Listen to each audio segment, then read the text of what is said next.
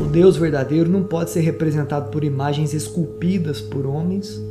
e também não pode habitar templos edificados por homens. Além das conexões entre Apeiron e Mula Prakriti, nós também encontramos entre os véus negativos da existência, na estrutura da cabala judaica, o conceito de Ain, se referindo a um estágio primordial da divindade, que não admite nenhuma limitação existencial ou formal. Quando Deleuze implode as categorizações fixas e as limitações conceituais que hipoteticamente sustentam a estrutura da realidade, essa realidade então dissoluta, inconstante devir, acaba sendo totalmente analógica com a substância incondicionada e sem limites do Anaximandro.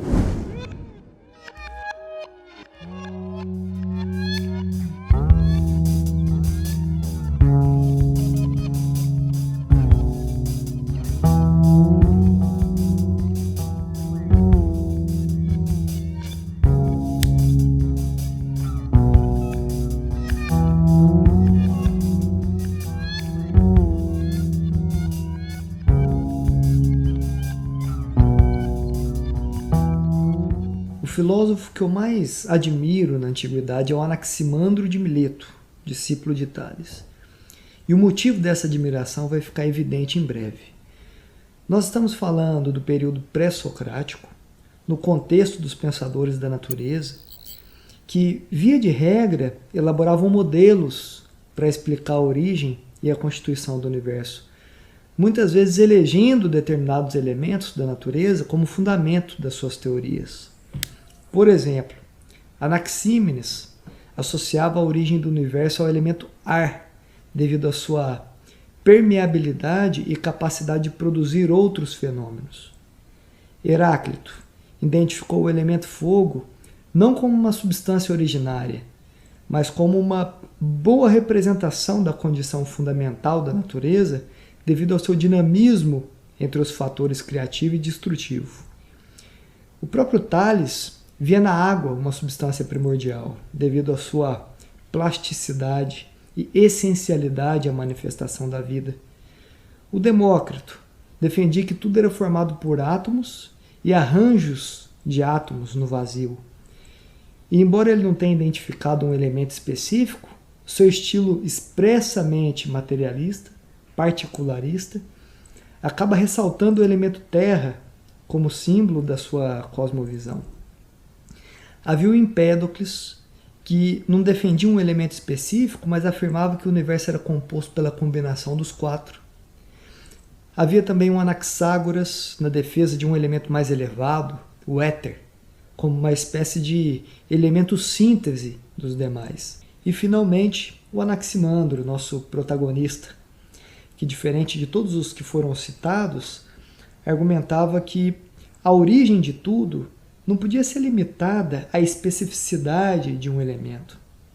Não podia ser explicada por meio de atributos previsíveis, mas sim por algo mais abrangente, que pudesse de fato acolher a complexidade de uma condição originária. Então ele concebeu apeiron, cunhado no grego antigo, onde a tem o sentido de negação e peiron significando limite, definição, ou seja, tratava-se de uma substância primordial, sem limites e por isso mesmo não categorizável, uma substância fundamentada na sua própria indeterminação, além do espaço, do tempo, algo além do alcance da percepção, do intelecto, cujo substrato alimenta a origem de tudo o que vem à existência e para onde também toda a existência tende a se recolher. Então ele desenvolveu um conceito muito amplo, flexível, cuja fundamentalidade resiste até os dias de hoje, se fazendo presente direta ou indiretamente no cerne das filosofias mais consistentes da história. Embora seja uma ideia sofisticada, sinceramente nós não temos a garantia de que se trata de uma concepção realmente original. Haja vista que, no mesmo período na Índia, dentro do contexto do hinduísmo, florescia a escola Sânkhya, que já apresentava o conceito sânscrito Mula Prakriti, com o qual Apeiron guarda muitas semelhanças. Mula Prakriti diz respeito a uma matriz cósmica, de onde se originam todas as possibilidades de formas e de movimento. Algo em si mesmo inacessível, indeterminado, mas fora de si atua como um sustentáculo para todos os fenômenos observáveis e determináveis da existência. É certo que, na época, o trânsito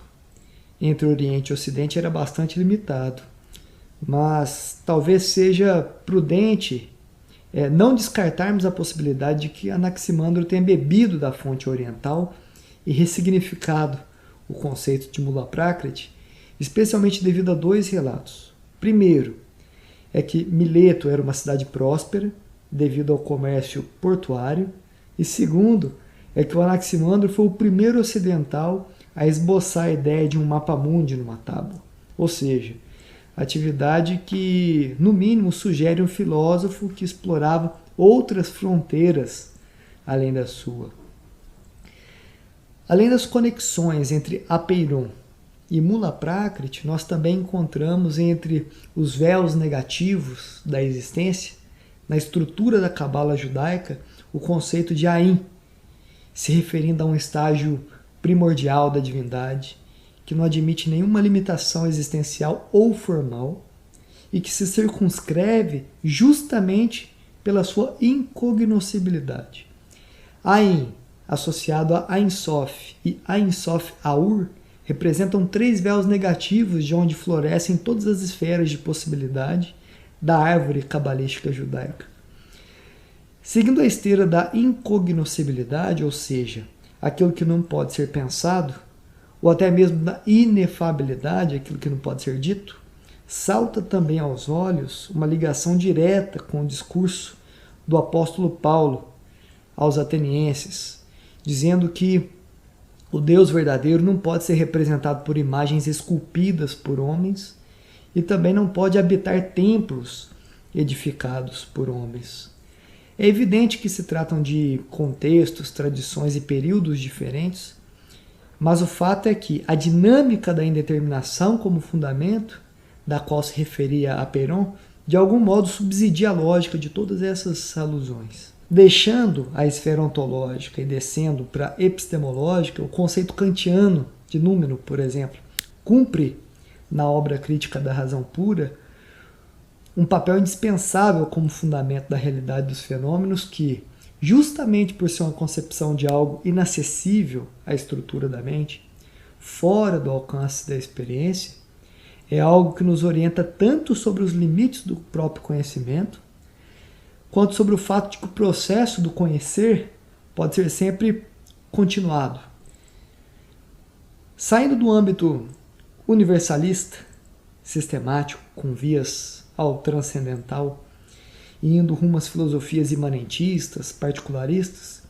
veja o quanto a filosofia da diferença, encontrada em Deleuze, depende do fator de indeterminação de Apeiron,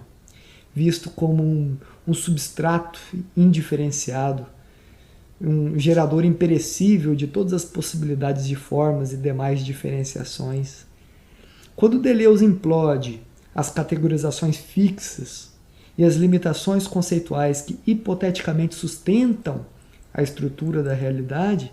essa realidade então dissoluta, inconstante e devir, acaba sendo totalmente analógica com a substância incondicionada e sem limites do Anaximandro. Mudando agora o eixo de comparação, numa perspectiva psicanalítica, quando Lacan distingue o real e a realidade, o real sendo apresentado como uma dimensão paradoxal da experiência humana, que ele descreve como o impossível, aquilo que foge a qualquer simbolização ou representação, e que, ao mesmo tempo que não pode ser compreendido, também não pode ser ignorado, sugere, na pior das hipóteses, traduzir o modo como Apeiron se processa na dimensão psíquica humana. E falar em dimensão psíquica nos convida a voltar ao período mítico da Antiguidade, em que Hesíodo descreve o estágio primordial da criação com a personificação do caos, uma massa disforme e vazia, que devido à sua falta de padrões e de atributos, se apresenta sempre como uma realidade caótica e incompreensível aos sentidos. Ainda que todos esses conceitos exemplificados pertençam a períodos distintos, a contextos distintos, cumpram papéis e orientações distintas, ocorram em diferentes níveis de discurso, áreas de conhecimento, seja na esfera mítica, mística, religiosa, psicanalítica, filosófica, o fato é que, em todos os casos, eles compartilham fatores muito próximos ao que encontramos em Apeiron: fundamento, indeterminação, absolutidade, incognoscibilidade, indiferenciação, inefabilidade. Fatores esses que, de um lado, delimitam a esfera do universo manifestado, delimitam a esfera do conhecimento possível, e de outro, orientam o sentido da inesgotabilidade do universo manifestado em constante transformação, e por isso também a inesgotabilidade do conhecimento disponível em suas mais variadas composições.